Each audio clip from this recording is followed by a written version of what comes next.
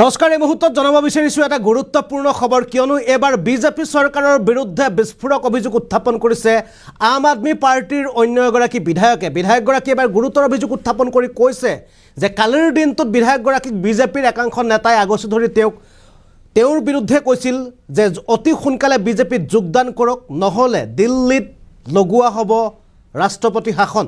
লগতে বিজেপিত যোগদান কৰিলে প্ৰতিগৰাকী বিধায়কক বিজেপিৰ ফালৰ পৰা 25 কোটিকৈ প্ৰদান কৰা হ'ব বুলি কালিৰ দিনটোত বিজেপিৰ ফালৰ পৰা বিধায়কগৰাকীক হেঁচা প্ৰয়োগ কৰিছিল বুলি আজি বিধানসভাত বিস্ফোৰক অভিযোগ উত্থাপন কৰিছে দিল্লীৰ এগৰাকী বিধায়কে। আৰু এই মুহূৰ্তত জনাব বিচাৰিছোঁ এটা গুৰুত্বপূৰ্ণ খবৰ। আপৰ বিধায়ক ঋতুৰাজ ঝাৰ মহাবিস্ফোৰণ দিল্লীৰ বিধানসভাত বিজেপিৰ বিৰুদ্ধে বিস্ফোৰক অভিযোগ। দেওবাৰে নিশা বিজেপিৰ নেতাই আগচি ধৰে বিধায়কগৰাকীক। 10 বিধায়কক লৈ বিজেপিত যোগদানৰ হেঁচা ঋতুৰাজক। প্ৰতিগৰাকী বিধায়কক 25 কোটিকৈ ধন দিব বিজেপিয়ে। ঋতুৰাজ ঝাক বিজেপিৰ মন্ত্ৰী পাতিব দিল্লীত, নহ'লে দিল্লীত ৰাষ্ট্ৰপতি শাসন লগাব। দেওবাৰে নিশা পতা কথাবোৰ ৰাজহুৱা নকৰিবলৈ ভাবুকি প্ৰদান কৰা হৈছিল।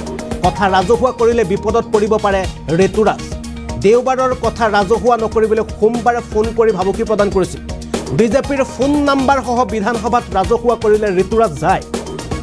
ৰাপৰ বিধায়ক ঋতুৰাজ ঝাৰ বিধানসভাত মহাবিস্ফোৰণ। এই মুহূৰ্তত জনাব বিচাৰিছোঁ এটা গুৰুত্বপূৰ্ণ খবৰ, কিয়নো বিজেপিৰ বিৰুদ্ধে পুনৰ মহা অভিযোগ উত্থাপন কৰিছে এইবাৰ দিল্লীৰ আম আদমি পাৰ্টিৰ এগৰাকী বিধায়কে। ঋতুৰাজ ঝা নামৰ বিধায়কগৰাকীয়ে কালিৰ দিনটোত নিশাৰ ভাগত তেওঁ সম্বন্ধীয় এখন বিয়া খাবলৈ যাওঁতে সেই বিবাহ ঘৰৰ নৌপাওঁতে বিধায়কগৰাকীক একাংশ বিজেপি নেতা পালি নেতাই আগচি ধৰে আৰু তাৰ পাছতে বিধায়কগৰাকীক 10 গৰাকী অন্য আম আদমি পাৰ্টিৰ বিধায়কক লৈ বিজেপিত যোগদান কৰাৰ হেঁচা প্ৰয়োগ কৰিছে। আৰু যদি বিজেপিত যোগদান নকৰে দিল্লীত বিজেপিয়ে ৰাষ্ট্ৰপতি শাসন লগোৱাৰ ভাবুকি প্ৰদান কৰিছে। আৰু লগতে যদি বিজেপিত যোগদান কৰে তেন্তে ঋতুৰাজ ঝাক তেওঁলোকৰ ফালৰ পৰা বিজেপিৰ ফালৰ পৰা আগন্তুক সময়ছোৱাত দিল্লীত মন্ত্ৰী পাতিম বুলি হেঁচা প্ৰয়োগ কৰিছিল, প্ৰস্তাৱ প্ৰদান কৰিছিল বিজেপিৰ ফালৰ পৰা। কিন্তু এই সমগ্ৰ কথা ঋতুৰাজ ঝাই আজিৰ দিনটোত দিল্লীৰ বিধানসভাৰ মজিয়াত A to Z অৰ্থাৎ এটাকৈ সকলোবোৰ কথা তেওঁ পুংখানুপুংখকৈ অধ্যক্ষৰ সন্মুখত স্বীকাৰ কৰে। লগতে তেওঁ যিটো নম্বৰৰ পৰা ফোন কৰি ঋতুৰাজ ঝাক ভাবুকি দিছিল যে এই বিষয়বিলাক বা যিবোৰ কথা ঋতুৰাজ ঝাৰ সৈতে বিজেপিয়ে পাতিলে সেই কথাবোৰ যদি ৰাজহুৱা কৰে তেন্তে ঋতুৰাজৰ বিৰুদ্ধে বিহিত ব্যৱস্থা বিজেপিয়ে গ্ৰহণ কৰিম বুলি যিটো নম্বৰৰ পৰা ফোন কৰিছিল সোমবাৰে পুৱাৰ ভাগত, সেই নম্বৰ পৰ্যন্ত বিধানসভাৰ মজিয়াত বিধায়কগৰাকীয়ে ৰাজহুৱা কৰিলে। আমি এবাৰ পোনে পোনে ঋতুৰাজ ঝাৰ সেই বিশেষ বক্তব্য বিধানসভাত যি বক্তব্য ৰাখিলে বক্তব্য পোনে পোনে আমি এইবাৰ দেখুৱাব বিচাৰিছোঁ।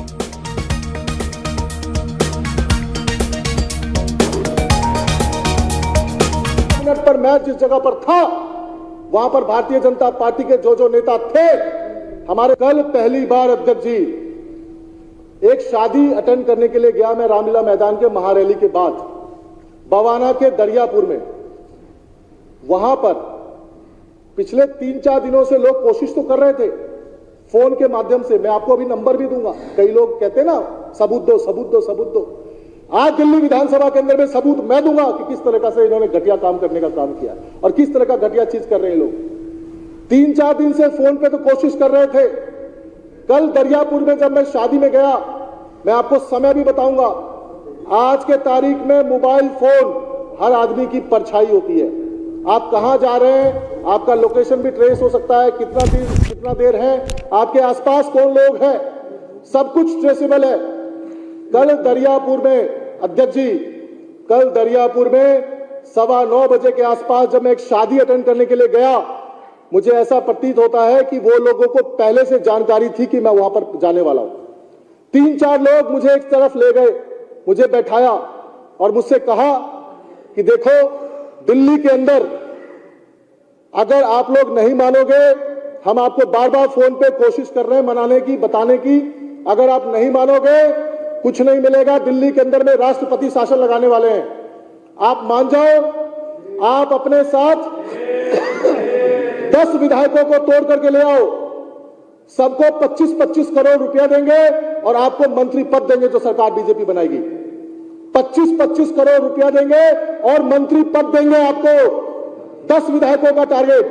आप पूर्वांचल के नेता हो, आपके संपर्क में बहुत है, पुराने साथी हो, आप सबको जानते हो, सबसे बातचीत करो, हमारे बिहाफ पे बातचीत करो, हमको रिपोर्ट दो और हम सब लोगों से बातचीत करके बहुत सारे लोगों के ऑलरेडी हम संपर्क में हैं और हम उनको 25-25 करोड़ रुपया भी देंगे और आपको मंत्री बनाएंगे पूर्वांचल कोटा से। बीजेपी की सरकार के अंदर दिल्ली में जब हमने उनसे कहा कि ये क्या बकवास कर रहे हो, तुम्हें लगता है कि हम जैसे लोग टूटने वाले हैं, उन्होंने बोला बेवकूफी मत करो, अगर आप नहीं मानोगे दिल्ली में राष्ट्रपति शासन लग जाएगा और राष्ट्रपति शासन तब तक रहेगा जब तक हम भारतीय जनता पार्टी की सरकार बनाने की स्थिति में नहीं आ जाते। इतनी शर्म की बात है अध्यक्ष महोदय। अगर ये बात को आपको जांच करानी है तो कराइए।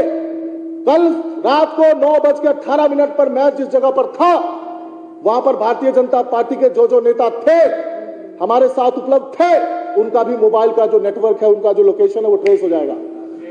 आज सुबह जब कल रात को मेरी बातचीत उनसे हुई और मैंने जो कहना था कह दिया, आज सुबह 9:14 पर इंटरनेट का नंबर है, ये इंटरनेट कॉलिंग, मैं वो नंबर आपको बताना चाहता हूं, उससे कॉल आ रहा है कि कल रात को हमारे और आपके बीच में जो बातचीत हुई है, अगर इस बारे में आपने किसी से कुछ भी कहा तो आपके साथ ठीक नहीं होगा, धमकी दे रहे हैं मुझे।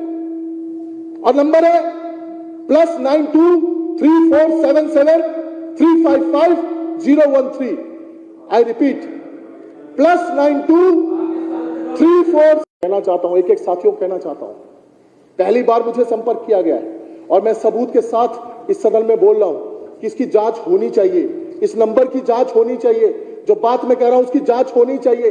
जिस तरीके से पहले हम सब जानते थे कि ये लोग वोटों की चोरी करते हैं लेकिन कभी पकड़े नहीं गए थे, जैसे कि ये वोटों की चोरी करते हुए रंगे हाथ चंडीगढ़ के अंदर में मेयर चुनाव में पकड़े गए, जिस तरीके से हम लोग जानते थे ये दोनों रंगा बिल्ला पूंजीपतियों के दलाल हैं, पूंजीपतियों के इशारे पे सरकार चलाते हैं, इलेक्टोरल बॉन्ड के माध्यम से देश के सामने इनकी चोरी पकड़ी गई। किस तरीके से सट्टा चलाने वाली कंपनी फ्यूचर गेमिंग से पैसा लेते हैं, किस तरीके से बीफ कंपनी से पैसा लेते हैं, किस तरीके से शरद चंद्र रेड्डी से शराब माफिया से पैसा लेकर के उसको बेल पर छोड़ते हैं, किस तरीके से ये लोग काम करते हैं सारे देश के सामने। अब साबित करने के लिए कुछ नहीं बचा है। जहां जहां एमएलए तोड़ा जाता है, जिस स्टेट में तोड़ा जाता है, जहां भी सरकार तोड़ी जाती है एक ही पार्टी है, जहां भी दंगे कराए जाते हैं एक ही पार्टी है, इसमें किसी को कुछ कहने की जरूरत नहीं है। अध्यक्ष महोदय, अरविंद केजरीवाल जी के साथ हम लोग मरते दम तक हैं, हमेशा रहेंगे। हम लोगों को अरविंद केजरीवाल जी ने रामलीला मैदान से उठा करके उंगली पकड़ के चलना सिखाया। हमारी औकात नहीं थी राजनीति में आने की। मैं एक छोटे से मास्टर का बेटा था, छोटी मोटी नौकरी करता